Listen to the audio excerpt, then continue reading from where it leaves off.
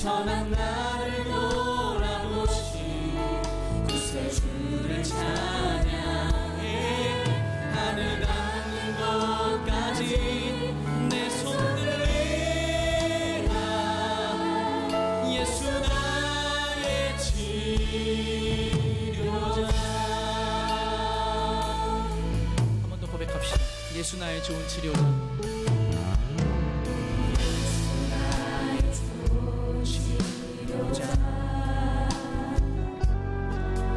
그의 눈이 머문 곳은 나의 슬픔과 고통. 고개 들어 그의 눈을 볼 때에 오늘 이 시간 주의 눈을 보기 원합니다. 예수 나의 예수 나의 좋은 치료자. 예수 나의 좋은 치료자. 그의 손길이 닿는 곳은 나의 상처와 영원히 흐를 것 같았던 눈물 다 멎었네. 예수 나의 치료자. 나 노래하리라.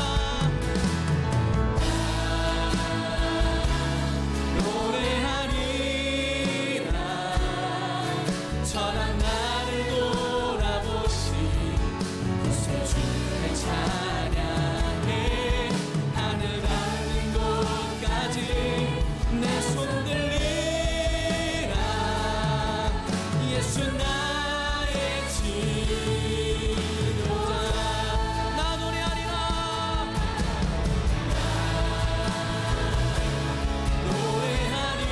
노래하리라. 전한 나를 돌아보신 구세주를 찬양해. 하늘 닿는 곳까지 내 손 들리라. 예수 나의 치. 우리 한 번 더 고백합시다. 나 노래하리라. 주님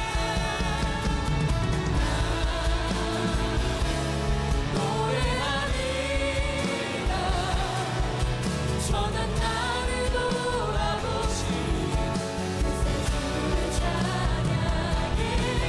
하늘 닿는 곳까지 내 손 들리라. 예수 나의 치료자. 하나님 사랑의 눈으로 하나님 사랑의 눈으로 너를 어느 때나 바라보시고. 하나님 인자 한 귀로서 하나님 인자한 귀로서 언제나 너에게 기울이시니 어둠의 밝은 빛을 비춰주시고. 밝은 빛을 비춰주시고 너의 작은 신음에도 응답하시니 너는 어느 곳에 있든지 주를 향하고 주만 바라볼지라. 오늘은 기도하길 요청합니다. 여러분 이렇게 기도합시다. 주님, 오늘 나의 작은 신음 가운데 응답하여 주옵소서. 주님, 내 삶에 내가 흘리고 있는 때로 너무나 아파서 말조차 할 수 없고 신음밖에 흘릴 수 없는 내 삶 가운데서 주님 기적으로 임하여 주옵소서. 특별히 한 가지 더 기도 요청 드리는 것은 한 영혼을 품고 기도하시는 분들 이렇게 기도하십시오. 주님, 나에게 맡겨주신 그 영혼 삶을 위해서 기도합니다. 삶을 만지시고 고치시는 역사가 있게 하여 주옵소서. 그 영혼의 삶 가운데 주님의 놀라운 기적이 일어나는 역사가 일어나게 하여 주옵소서. 우리 마음 다하여서 함께 기도하겠습니다. 기도합시다. 하나님, 하나님의 삶 가운데서 주님의 이름을 기도합니다.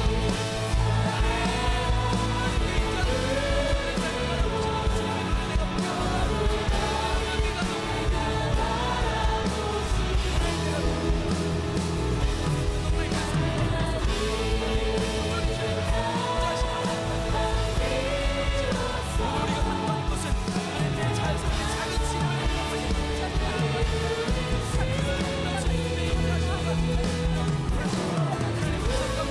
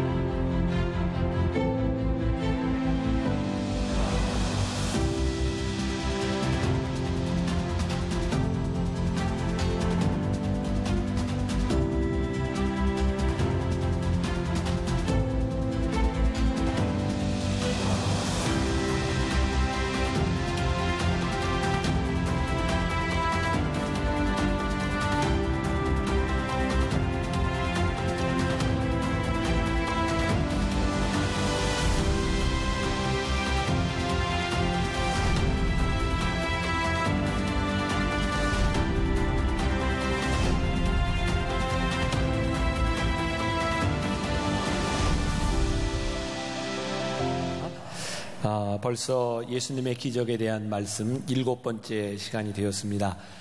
오늘 말씀의 제목은 작은 신음에도 기적이, 이런 제목이에요. 제가 늘 이렇게 말씀을 준비하고 이제 새벽이 되면 이 말씀을 가지고 어머니 기도실에 가서 이제 기도를 해요. 저에겐 두 가지 기도 제목이 늘 있어요. 제가 말씀을 전할 때 하나님 아버지의 마음을 주세요, 이런 기도를 하고, 또 하나는 말씀을 전할 때 하나님의 말씀이 능력이 있어서 심령 골수를 쪼개기까지 하는 하나님의 역사가 있게 해주세요. 제가 아마 목사가 되고 나서 한 번도 빠짐없이 말씀을 붙들고 기도하는 기도 제목 중에 하나입니다. 근데 오늘 새벽에는 특별히 말씀의 제목도 그렇지만 지난 한 주간 또 두 주간 지나면서 교인들의 이제 어려운 이야기들을 제가 참 많이 듣게 됐어요. 그러면서 저에게 이렇게 절망감이라 그럴까? 이렇게 어려운 이야기를 들어도 내가 해결할 수 있는 능력이 없는 거예요. 내가 너무 무기력하게 느껴지고, 근데 그때 하나님께서 오늘 아침에 주신 마음이, 하나님께서 저에게 바라는 것은 저의 능력이 아니라 우리 성도들, 말씀을 듣는 사람으로 하여금 하나님께로 인도하는 역할을 하는 거구나. 우리의 작은 신음이 하나님 앞에서 들려줄 수 있도록, 나는 그런 중간 역할을 하는 사람이구나. 그래서 그런 마음을 가지고 여러분들에게 있는 어떤 작은 신음이 될지 모르지만 물론 하나님과 연결되는 그런 시간이 되기를 원하는 마음으로 여기에 서 있습니다. 여러분들이 얼마나 주의 깊게 오늘 본문 말씀을 읽었는지 들었는지 모르겠어요. 아마 주의 깊게 들은 사람이라면 혹시 이런 생각을 하지 않았을까? 저 본문을 가지고 무슨 설교를 하지? 이런 생각을 혹시 한 사람이 있나요? 아무 생각이 없군요. 왜냐하면 오늘 본문을 가지고 설교하기가 정말 힘든 본문입니다. 왜냐하면 많은 기사와 이적이 마태, 마가, 누가, 요한복음에 나와 있는데 예수님이 행하신 기적 중에 가장 짧게 표현된 부분이 오늘 기적입니다. 가장 짧은, 그러니까 기적에 대한 다른 별다른 설명이 없어요. 단지 예수님께서 가버나움을 나오셔서 베드로의 집에 가세요. 그리고 손을 들어서 베드로의 장모를 일으켜 세우신 게 끝이에요. 이 말씀을 가지고 무슨 설교를 할까요? 여러분들이 궁금증을 가지고 지금 이렇게 진짜 저게 무슨 설교가 될까? 이런 마음으로 그런 자세로 좀 들었으면 좋겠다. 그러라고요. 네. 어떤 설교가 될 수 있을까요? 제가 굉장히 고민했던 그런 부분 중에 하나고, 그럼 우리가 이제 설교를 이렇게 쭉 들으면서 매주 여러분들이 그런 걸 느꼈을 것 같아요. 말씀이 처음 시작하는 시와 때, 이런 게 참 중요하구나, 말씀을 읽는데. 오늘 말씀은 29절에 어떻게 시작이 되고 있죠? 회당에서 나와. 그러면 우리들이 말씀을 이렇게 읽을 때, 묵상을 할 때 그런 의문이 드는 게 정상이에요. 회당에서 나와. 그럼 회당에서는 무슨 일이 있었을까? 그것도 굉장히 중요할 것 같아요. 그리고 오늘 말씀은 마가복음 1장이거든요. 여러분, 마태, 마가, 누가복음은 예수님에 대한 사건들이 기록되어 있는데 이것을 우리가 공관복음이라고 해요. 공통된 관점을 가지고 예수님의 사역을 본 거예요. 마태복음은 예수님의 족보부터 시작해요.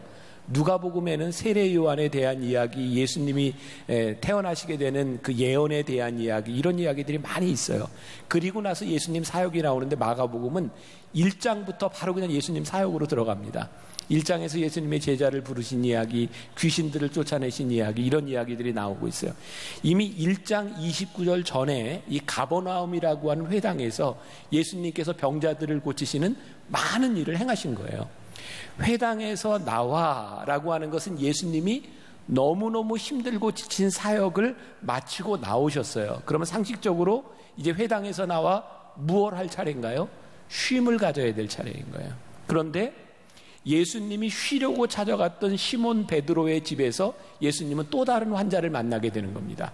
그러니까 예수님이 의도했던 쉼과 예수님을 인도했던 사람들의 목적이 다른 부분이 오늘 말씀의 한 부분일 거예요.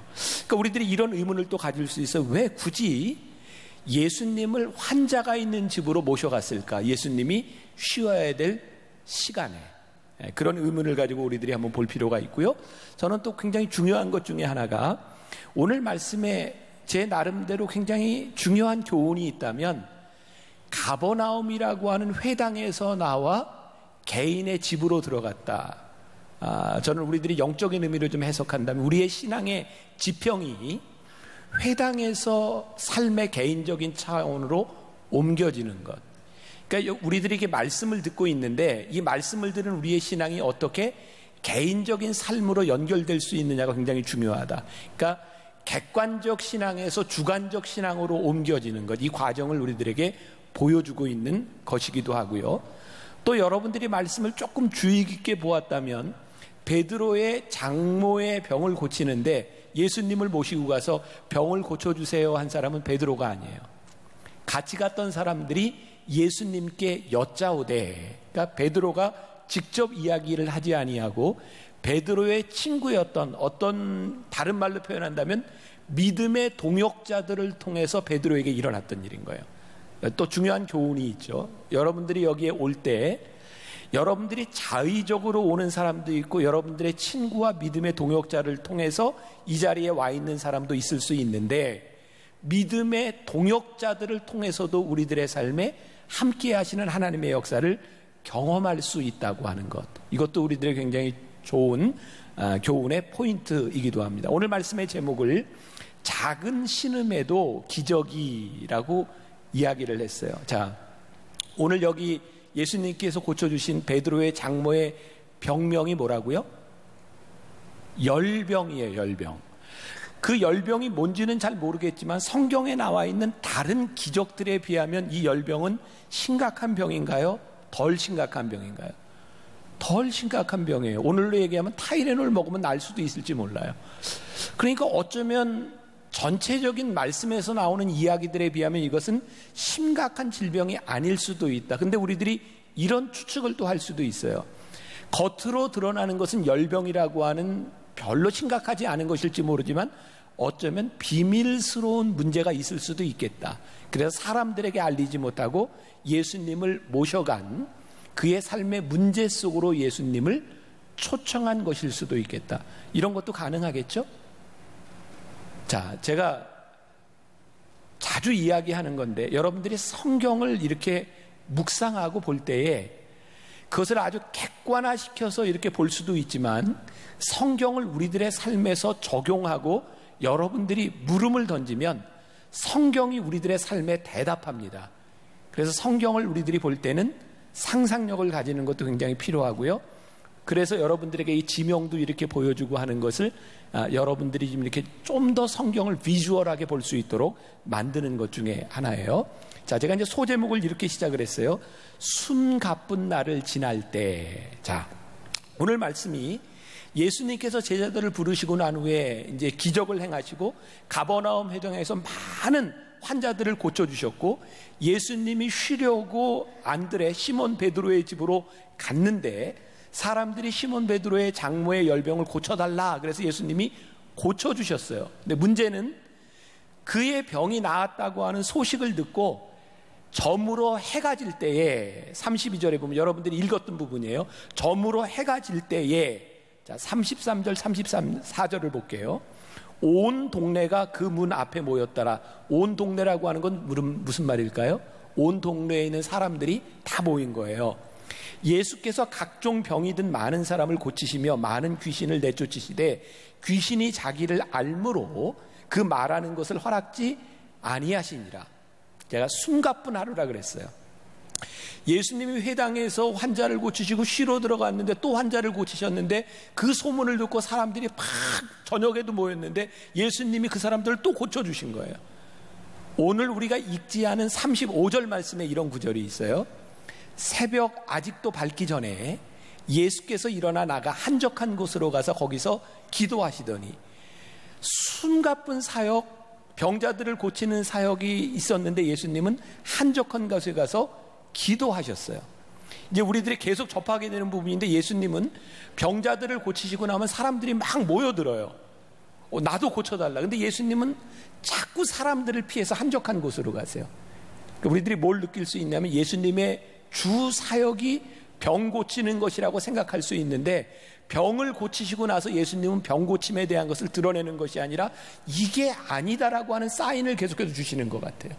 그리고 또 후에 우리가 안 읽은 부분인데 38절에 보면 이르시되 우리가 다른 가까운 마을로 가자. 예수님 제자들에게 얘기해요. 거기에서도 뭐 하리니? 전도하리니 내가 이를 위하여 왔노라 하시고, 여기서 전도라고 하는 건 뭘까요? 우리들이 흔히 생각하는 사람들을 교회로 데려오는 게 아니라 전도, 도를 전함. 영어 성경에 보면 preach라고 되어 있어요. 그러니까 예수님께서 진짜 하시고자 하는 말은 뭐예요? 말씀을 전하러 오셨다 이 말이에요. 자, 여기서 아주 중요한 거예요. 우리가 지금 많은 기적들을 보고 있지만 성경에서는 우리들에게 끊임없이 이야기하고 있다. 기적이 목적이 아니라 기적을 통해서 예수님께서 주시고자 하시는 메시지가 있다.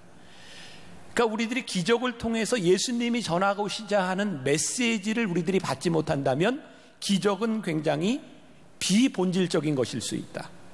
예수님이 기적을 행하시지만 기적의 목적은 기적 자체가 아니라고 하는 것을 알아야 되는 거예요. 자, 그래서 우리가 혹시라도 우리의 신앙이 주객이 전도되면 우리의 신앙이 잘못되는 거죠. 자, 주객이 전도된다. 이 말씀을 이렇게 준비할 때 우리 목사님들이 저에게 자료를 줬어요. 뭐 주객이 전도되는 경우 보니까 그런 게 있더라고요. 어떤 정부 부처에서 이 에너지 절약을 위해서, 물자 절약을 위해서 그런 공문을 내렸어요. 이면지를 사용합시다. 그랬더니 각 부처 직원들이 이면지를 잘 쓰고 보고를 하기 위해서 이런 종이를 카피를 해가지고 이면지를 만드는 거예요. 이면지를 쓰려고.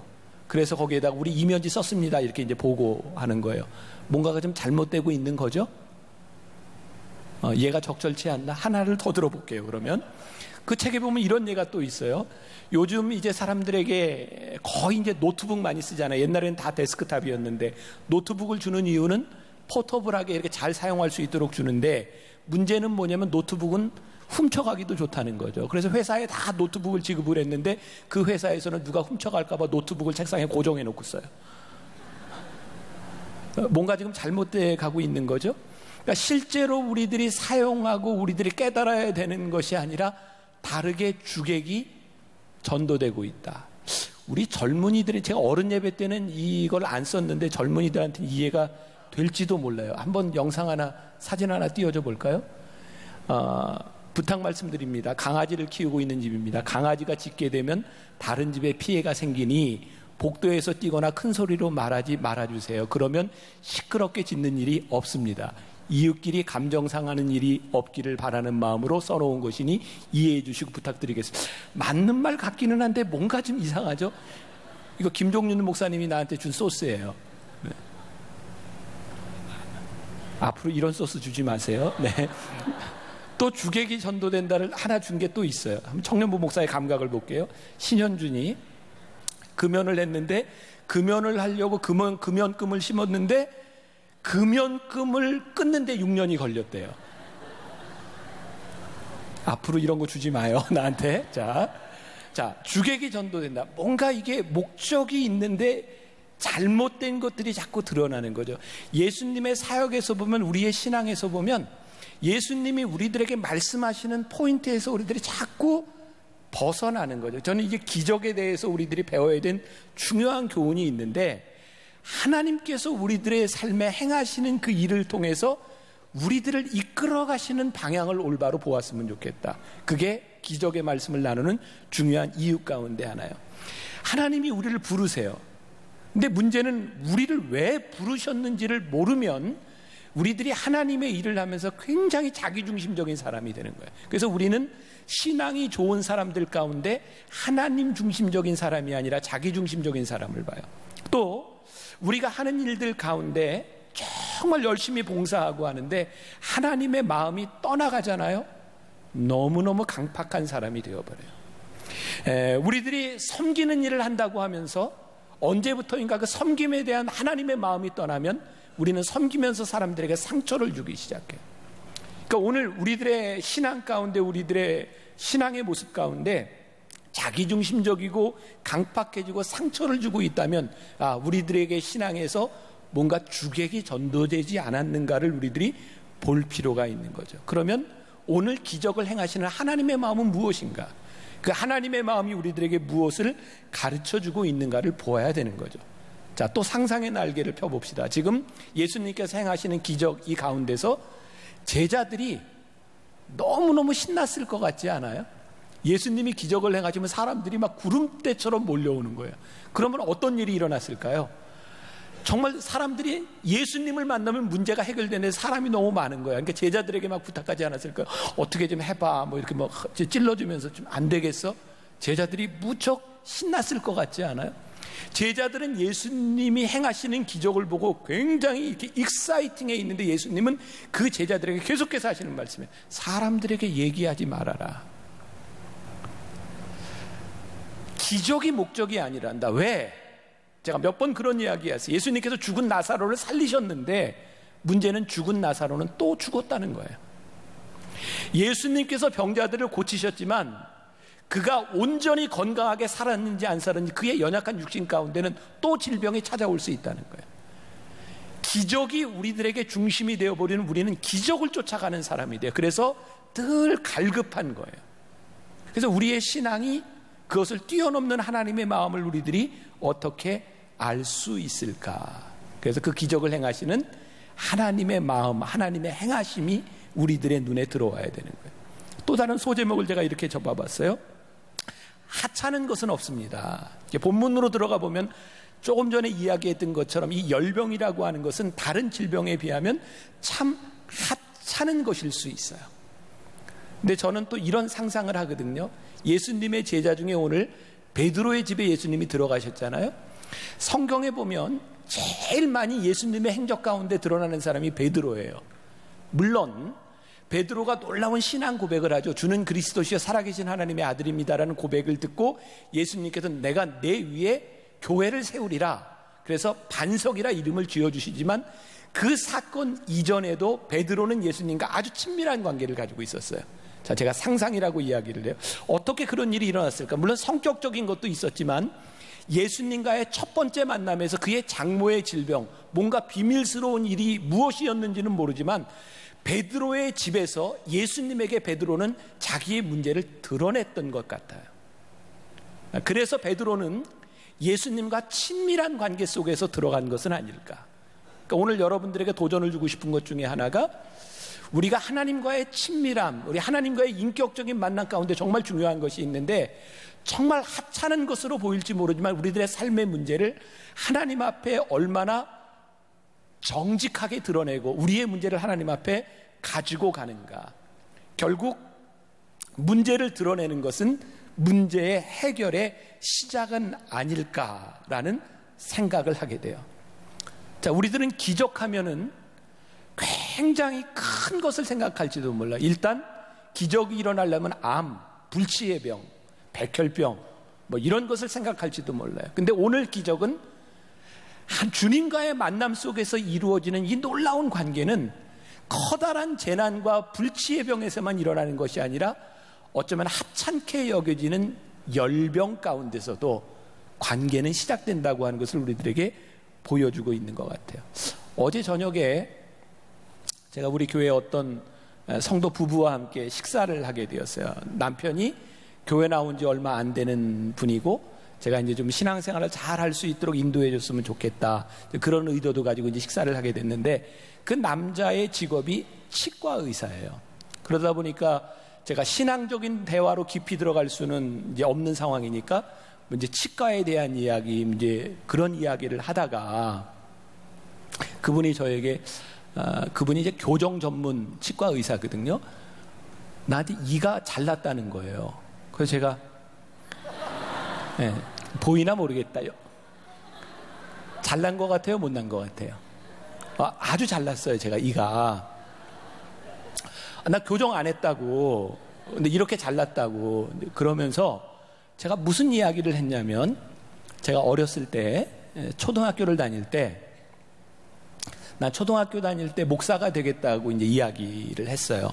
물론 소명 때문이 아니라 그냥 부모님의 기대로 인해서 나는 목사가 될 거야. 우리 어머니가 목사가 되겠다고 하는 둘째 아들을 위해서 기도하기 시작했어요. 목사가 될 거니까. 근데 우리 어머니의 기도 제목 가운데 하나가 돌아가신 우리 아버님이 유명한 부흥사하셨어요. 그러니까 우리나라에 정말 제가 생각해도 유명한 설교가셨어요. 근데 우리 아버님이 이가 굉장히 못났어요. 근데 우리 어머니가 아버님을 보면서 설교할 때마다 저 이가 너무 보기 싫다 이런 생각을 했는데, 내가 중학생이 되었을 때 이제 이를 유치를 다 갈잖아요. 근데 이가 정말 이렇게 대문짝니에 이렇게 갈라진 뻐드렁니 비슷하게 이가 났어요. 너무너무 이가 안 좋은 거예요. 그래서 우리 어머니가 내 이를 놓고 기도하기 시작했어요. 병삼이가 앞으로 목사가 될 터인데 설교할 때 저 이가 다 보일 텐데 하나님 이빨을 고르게 해주세요. 근데 놀라운 기적이 일어났어요. 중학교 2학년 3학년 때 여러분들이 어떻게 이해할지 몰라요. 제가 이렇게 비빔밥을 먹는데 나물에 어금니가 걸려가지고 어금니가 하나가 빠졌어요. 그리고 얼마 있다가 엿 먹다가 엿에 달라붙어가지고 어금니가 하나가 또 빠졌어요. 2개가 빠졌어요. 그리고 이가 자연 교정이 됐어요. 보여요? 그 의사 선생님이 이렇게 이야기를 했어요. 목사님, 그건 의학적으로 설명할 수 없는 일이네요. 여러분들 중에 이 이야기를 들으면서 우연이에요. 어떻게 그런 일이 있을 수 있어요? 여러분들은 여러 가지 반응을 보일 수 있지만 목사인 내가, 50이 넘은 목사인 내가 내 삶을 살아오면서 내 삶의 하나님과의 관계 속에 굉장히 중요한 게 뭐냐면, 어렸을 때 목사가 되겠다고 하는 나를 위해 기도하셨던 어머니의 기도가 내 속에 있는 거예요. 내가 어머니한테 물어요. 엄마, 근데 왜 내 아랫니를 위해서는 기도를 안 하셨어요? 그랬더니 우리 어머니가 아랫니는 설교할 때 안 보이잖아. 이거는 보여줄 수가 없어요. 제 삶의 작은 일인데 하나님의 관계 속에 들어간 일이에요.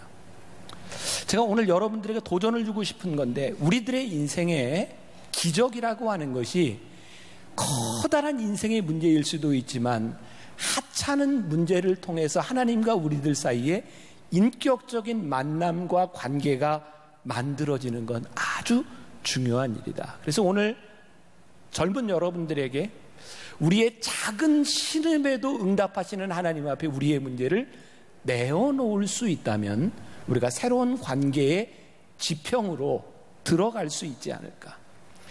기적은 공식이 아니라고 이야기를 했지만 기적의 공통적인 요소가 있다면 모든 기적은 문제를 안고 나아간다고 하는 것이고, 모든 문제를 안고 간 기적 가운데는 예수님께서 하시는 역사가 있고, 예수님께서 기적을 통하여 우리들의 삶에 역사하실 때 우리들의 삶이 사명으로 바뀌어진다는 거예요. 우리들에게 일어나야 되는 일이 이런 일이 아닐까. 다시 한번 전체적인 상황을 보면, 예수님께서 가버나움 회당에서 사역을 마치시고 쉬려고 들어가셨을 때 베드로의 장모의 병을 고쳐달라고 누군가 이야기했을 때 이것은 결코 쉬운 일이 아니었을 것이다. 자, 저는 목사이기 때문에 예수님의 마음과 예수님의 상황을 여러분들보다는 조금 더 이해할 수 있을 것 같아요. 왜냐하면 지금 예수님은요, 인간의 몸을 입고 오셨기 때문에 똑같은 피곤함을 느끼시는 분이거든요. 제가 사역을 하면서 제일 힘든 부분이 뭔지 아세요? 제가 너무 지치고 힘들 때 저에게 힘들다는 이야기를 할 때 그것을 듣는 것만큼 힘든 게 없어요. 죄송해요. 제가 솔직하게 인간적인 면으로 이야기를 한다면, 목회자가 교인들의 상담을 듣고 또 문제도 해결하고 해야 되는 게 목회자의 사명인 것을 알지만, 내 능력과 내 한계를 지나는 곳에서 누군가의 이야기를 듣고 어려운 사정을 듣는다는 것은 내가 육체적으로 견딜 수 없는 일이에요.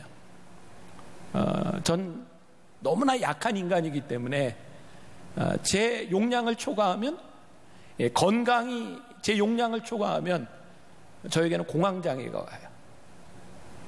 그래서 공황장애가 오면 여기에서 설교하는 것 자체가 너무너무 두렵고 나를 이렇게 제어할 수 없는 상태 가운데 와요. 그러니까 우리 교회 의사 선생님 한 분이 권사님이 나한테 그런 얘기를 했어요. 목사님, 교인들이 목사님에게 어려운 이야기를 하면 그 목사님이 해결할 수 있는 게 아니니까 하나님께 토스하세요. 하나님께 넘겨드리세요. 그게 이론적으로는 가능한데 그게 되지를 않는 거야. 하나님 알아서 해주세요라고 말하지만 그 일들이 내 마음속에 계속 남아있는 거예요. 그럼 저는 이 상황이 정말 얼마나 힘든 상황인지 이해가 가요.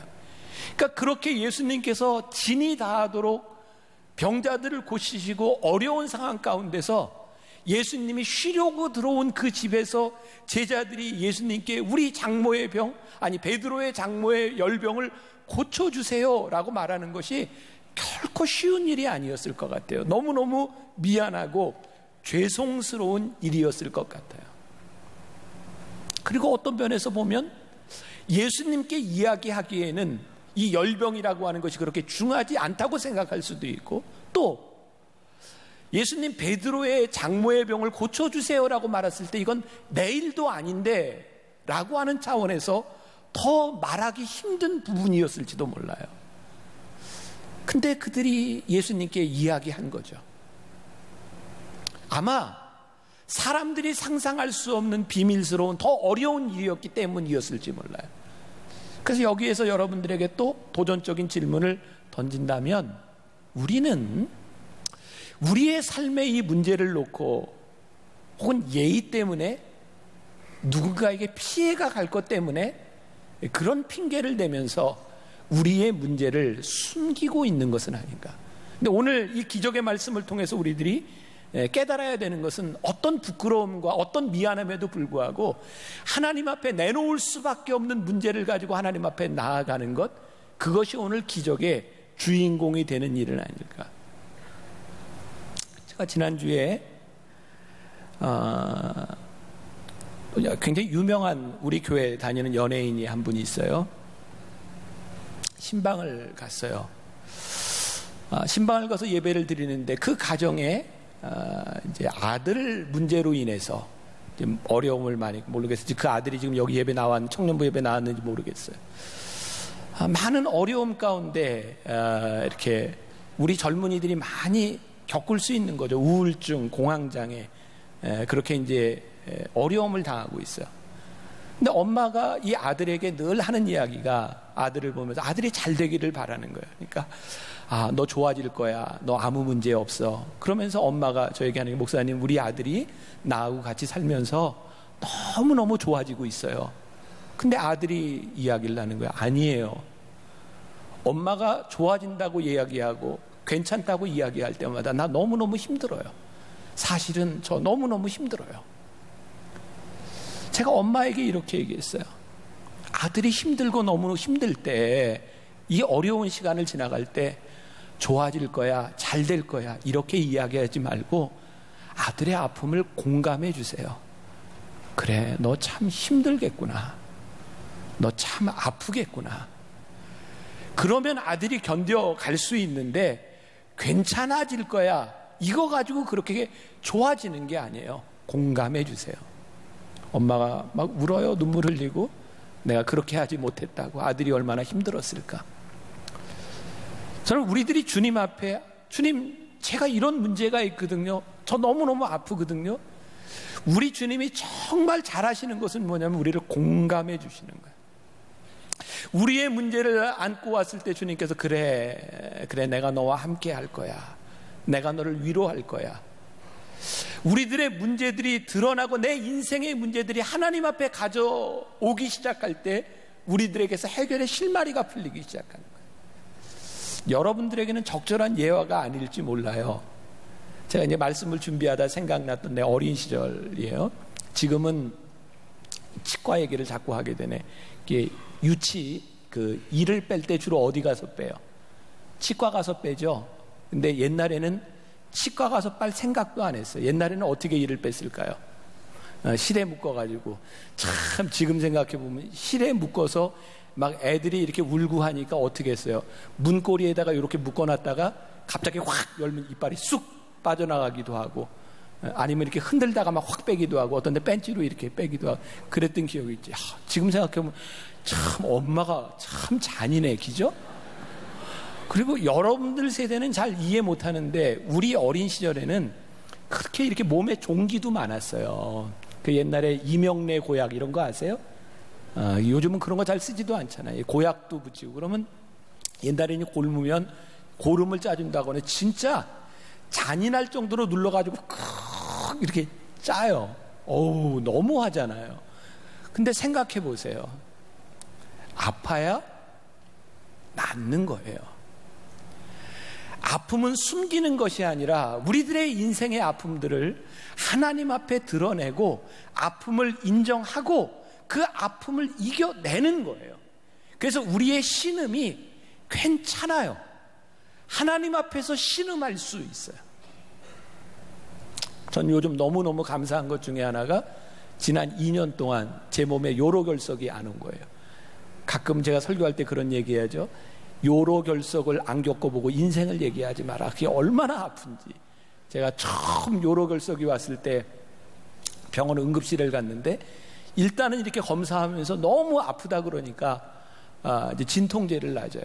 근데 이제 차병원하고 우리 교회는 이제 좀 특별한 관계가 있기 때문에 담임 목사가 거기 가면 높은 사람이 다 떠요. 그래서 이제 막 특별 관리를 해주고 막 이러는 거예요. 그러니까 검사도 하고 진통제도 넣고 몰핀도 맞고 하는데 계속 아픈데 문제는 내가 처음 경험해 보는 거니까 아프다고 자꾸 이야기를 하는데 이게 내가 진짜 아픈 건지 아니면 내가 엄살인지 기준이 없잖아요. 그리고 교인들은 와 있고 그러니까 나는 참는 거예요. 몰핀을 맞고 아픈데 그러면 침대를 붙잡고 그렇게 위를 악물고 있으니까 의사 선생님이 저한테 이러더라고요. 목사님, 소리 지르세요. 아프면 아프다 그러세요. 그러면 좀 낫습니다. 그래서 신음을 내기 시작했어요. 라고 이제 신음을 내기 시작했어요. 그때 제가 들었던 말이 기억이 나요. 아프면 아프다 그러세요. 우리들이 하나님 앞에서 우리들의 아픔, 우리들의 치부 내놓으세요.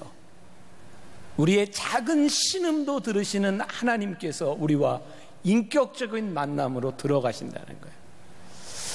저는 우리 교인들에게 간혹 나한테 이제 문자가 오든지 아니면 이메일이 오든지 제가 제일 많이 쓰는 말 가운데 하나가 평안하세요라는 말이에요. 때로는 물음표로, 때로는 느낌표로 평안하세요 이런 인사를 많이 해요. 저에겐 두 가지예요. 제 마음 가운데 우리 성도들이 평안했으면 좋겠다. 그리고 또 하나는 우리의 인생에 늘 평안한 사람은 아무도 없어요. 그러니까 진짜 평안하신가요? 이런 물음이기도 해요. 근데 단순한 인사가 아니라 제 마음 가운데 정말 바라는 것이 있다면 평안했으면 좋겠다. 여러분들에게 여러분 평안하세요?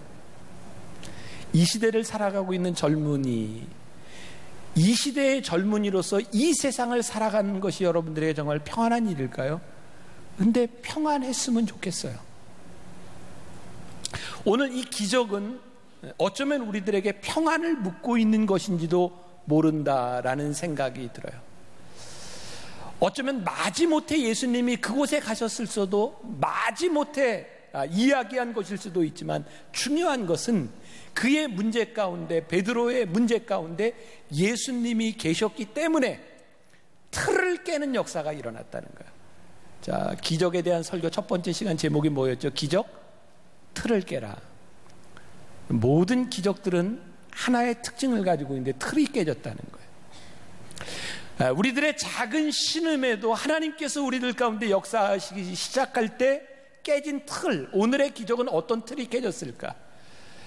근동지방에 살고 있는 사람들에게 열병을 앓고 있는 사람에게 누군가 손을 댄다고 하는 일은 안 돼요. 왜냐하면 전염병일 수 있기 때문에 열병을 가진 사람들에게는 손을 대지 않는 것이 율법이에요. 게다가 남자가 여자에게 손을 댄다, 일어날 수 없는 일이에요. 그런데 제자들이 예수님께 요청한 게 예수님 손을 대주세요. 예수님께서 그 여인의 손을 대고 잡아 일으키실 때 금기가 깨어지고 틀을 깨어지기 시작할 때 여인이 일어나죠.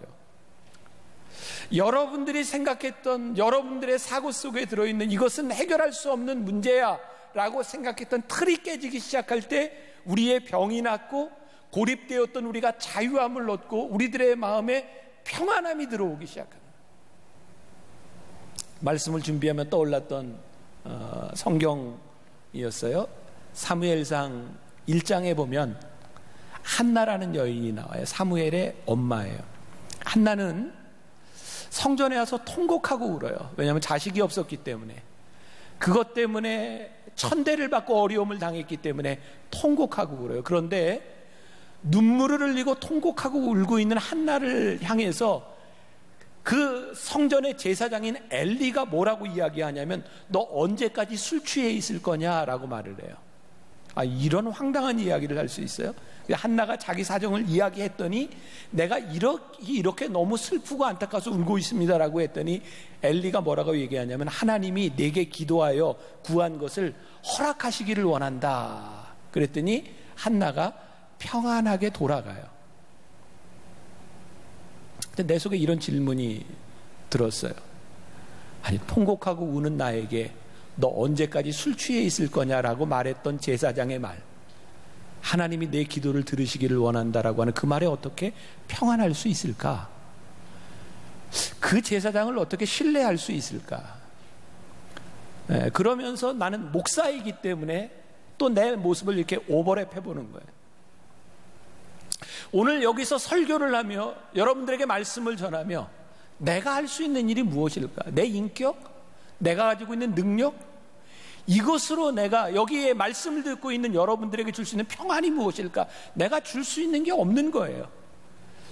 한나가 평안을 얻은 것은 엘리라고 하는 사람이 영적으로 무지하여 기도하는 것을 술 취했다고 이야기했던 그 엘리의 인간적인 모습이 아니라 그를 제사장으로 세워주신 하나님, 그의 직책을 바라보며 내 기도를 하나님이 들으시기를 원하신다는 말씀에 아멘하고 그녀가 평안하게 갔다면, 오늘 이 설교를 하며 제가 여러분들을 향해 줄 수 있는 제일 큰 선물이 있다면 그런 기도겠다. 하나님, 오늘 말씀을 듣고 있는 우리 청년들과 말씀을 듣고 있는 우리 회중들에게 내 기도가 응답되기를 원한다. 하나님께서 내 기도를 들어주시기를 원한다라고 제가 선포할 수 있겠습니다.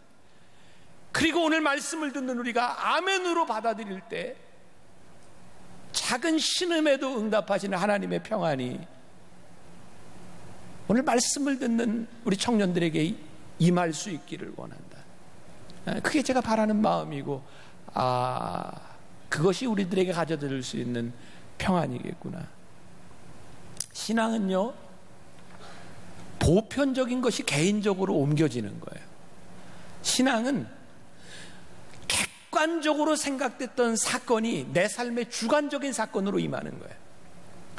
가버나움 회당에서 모든 사람들이 경험했던 기적의 사건이 베드로의 집에서 그의 장모의 열병을 고치는 개인적인 사건으로 일어났던 것처럼, 오늘 이 말씀이 이 예배당에서 선포되는 이 공공의 말씀이 오늘 나의 삶의 사적인 영역으로 들어올 때 말씀이 우리들 가운데서 역사하기 시작하는 거죠. 오늘 말씀해 보니까 이 여인이 예수님이 손을 잡아 일으키셨을 때 뭘 했다고 되어 있냐면 수종 들었더라 라고 되어 있어요. 수종 들었더라. 이런 생각이 들지 않아요? 아니, 열병을 앓고 있는 사람 바로 일어났더니 수종을 또 들어 식사를 이렇게 이제 서빙했다는 이야기. 생각해 보니까 일할 사람이 없었을지도 모르겠다. 그죠?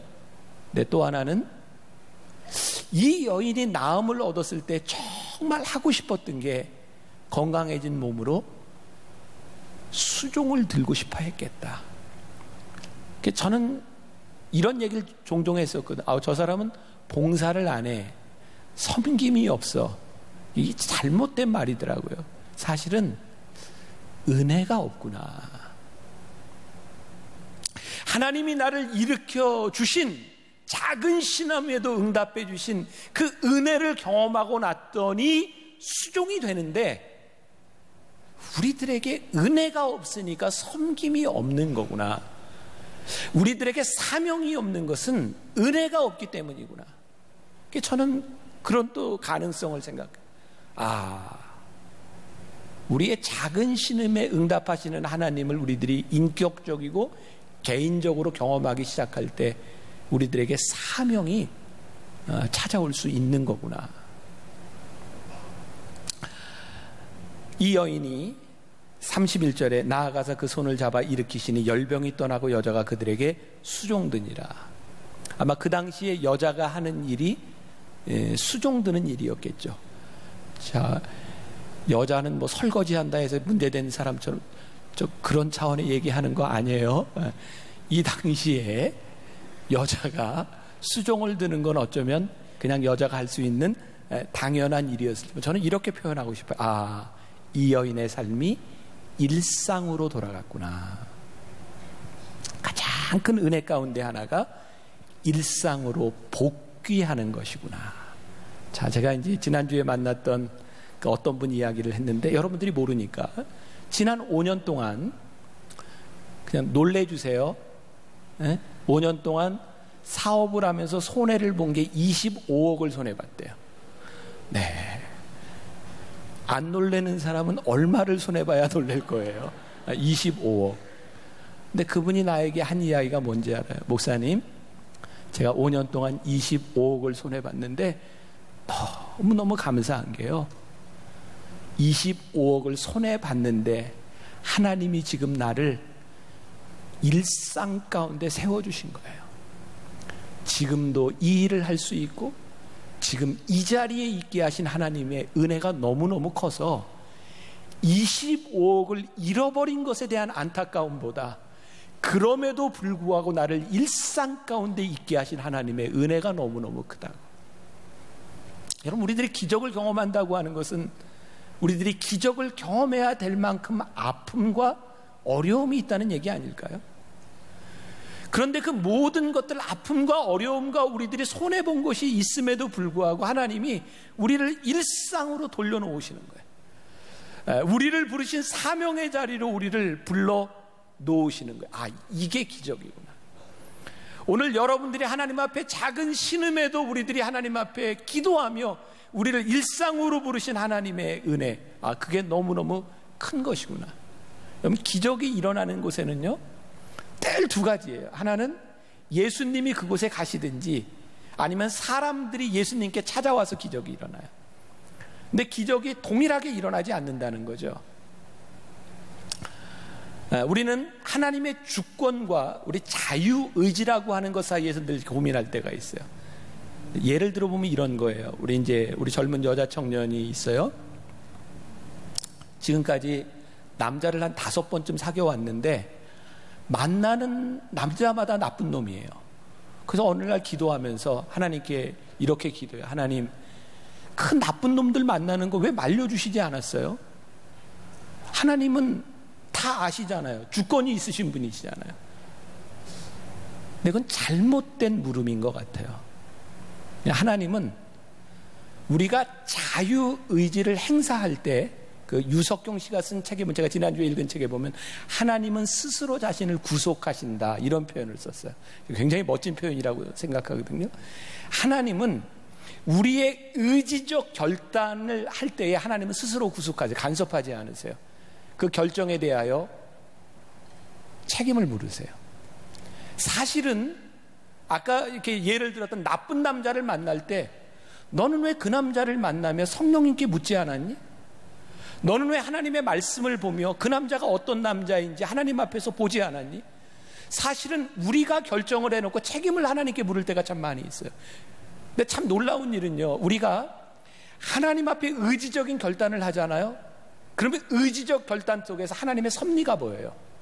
그런데 하나님 앞에서 의지적 결단을 하지 않으면 하나님의 섭리가 보이지 않아요. 하나님의 섭리와 자유의지는 늘 함께 하는데 우리들이 하나님 앞에 믿음으로 결단하며 하나님 앞에 설 때에 하나님이 우리를 인도하시는 하나님의 섭리가 우리 가운데 들어와요. 오늘 말씀을 들으며 이 기적, 우리의 작은 신음, 하나님 앞에 우리들이 가지고 나가야 될 이 모든 것들에 대하여 우리가, 하나님은 다 아시잖아요. 알아서 해주실 수 있잖아요. 하나님은 우리들에게 이것을 말하시는 분이 아니라 내가 하나님 앞에 의지적으로 결단하고 믿음으로 나아갈 때에 하나님은 그 속에서 우리를 인도하시는 섭리를 보여주시기 시작해요. 여러분들과 함께 한 달 전에 우리가 한샘치고라고 하는 헌금을 했어요. 그리고 우리가 도우려고 했던 우리 교회 권사님, 그 자녀가 여러분들 청년 공동체에 있거든요. 지난주에 제가 병원에, 화상 전문 병원에 신방을 했어요. 그리고 저는 내가 생각했던 것 이상으로 참 심각한 순간이었구나. 2달 동안 그 권사님이 의식이 없었다는 이야기를 거기서 들었고, 의식이 없는 동안 참 이분이 정말 너무너무 할 얘기가 많은 거예요. 지난주에 처음으로 걸으며 이제 재활을 하게 된 거예요. 야, 사람이 그렇게 살아날 수 있다는 게 참 놀랍고요. 2달 동안 의식이 없는 동안 깨어나지 못하는데 계속 꿈을 꿨대요. 근데 그 꿈 속에서 자기를 데려가려고 하는, 불구덩이로 데려가려고 하는 막 세력들이 끌고 가는데 늘 어떤 끈이 자기를 구해내더라는 거예요. 지금 생각해 보니 그분을 위해 중보하던 기도의 끈이 나를 붙잡아 주었구나. 그리고 처음 다쳤을 때 그렇게 찾아오던 사람들은 다 어디 갔는지 모르는데 끝까지 기도하고 끝까지 찾아오는 믿음의 식구들을 보면서 이 교회 공동체가 이렇게 소중한 일이구나. 근데 모르겠어요. 누가 더 어렵고 덜 어렵고에 대한 문제가 아니라 저는 그 권사님에게 정말 놀라운 간증, 하나님의 기적이거든요. 우리가 한샘치고라고 하는 헌금에 대한 이야기를 했을 때 그날 우리 교인도 아닌 분이 여기에서 예배를 드리다가 교통사고로 세상을 떠난 아들의 생명보험금을 그분의 생명과 바꾸겠다고 생각하고 보험금을 다 내놓고 헌금한 것 때문에 그 많은 병원비를 다 낼 수 있다고 하는 것이 그분에게 놀라운 기적이잖아요. 근데 이 기적이 누구에게 동일하게 일어나는 것이 아닌 거죠. 만일 이런 이야기를 들으며 와, 나도 이렇게 어려운데 한샘치고 헌금해서 나도 이렇게 도울 수 있겠다. 저는 하나님이 그렇게 인도하신다고 생각하지 않아요. 누군가에게 그렇게 인도할 수 있고 누군가에게 다른 방법으로 인도할 수 있는 것. 중요한 것은 저 사람의 패턴으로 이런 기적이 일어나는 것이 아니라 내가 내 문제를 가지고 하나님 앞에 나아갔을 때 하나님께서 역사하시는 것을 경험하기 시작할 때 우리는 우리의 인생의 섭리를 발견하게 돼요. 우리가 잘 알고 있는 예레미야 말씀이 있어요. 33장 3절, 너는 내게 부르짖으라 내가 내게 응답하겠고 내가 알지 못하고 알지 못하는 크고 은밀한 일을 내게 보이리라. 여기 답이 나와 있죠. 너는 내게 부르짖으라. 그리고 내가 너에게 행한 일은 뭐래요? 내가 알지 못하는 크고 비밀한 일을 내게 행하리라. 기적은 패턴이나 공식이 아니라고요. 우리들이 작은 신음에도 하나님 앞에 기도할 때 우리가 알지 못하는 크고 비밀한 일을 하나님의 방법으로 행하시는 일을 우리들이 인격적으로 만나고 경험하고 고백하는 기적의 이야기들이에요. 사도 바울은 빌립보에 있는 교인들에게 이렇게 편지합니다. 아무것도 염려하지 말고 다만 모든 일에 기도와 간구로 너희 구할 것을 감사함으로 하나님께 구하라. 그리하면 모든 지각에 뛰어난 하나님의 평강이 그리스도 예수 안에서 너희 마음과 생각을 지키시리라. 아무것도 염려하지 말고 여러분들 작은 신음 가운데도 하나님께 구하라. 그리스도의 평강이, 모든 지각에 뛰어난 하나님의 평강이 우리들에게 임하리라고 말씀하고 있어요.